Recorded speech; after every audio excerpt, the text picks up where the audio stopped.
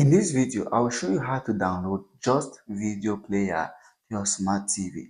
This is very easy. Like and subscribe to the YouTube channel if you find this video helpful.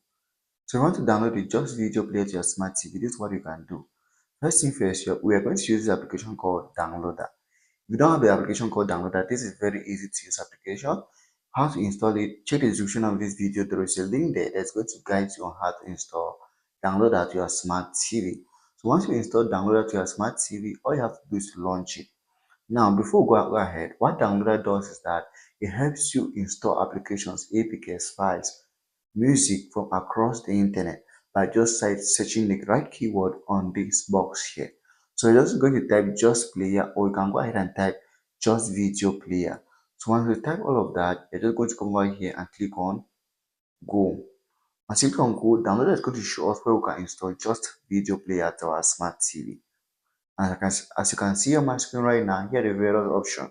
So you're going to come over to the third option here, which is just video player app on Google Play. This is the best option here. And remember, just video player is a very nice video player that you can use.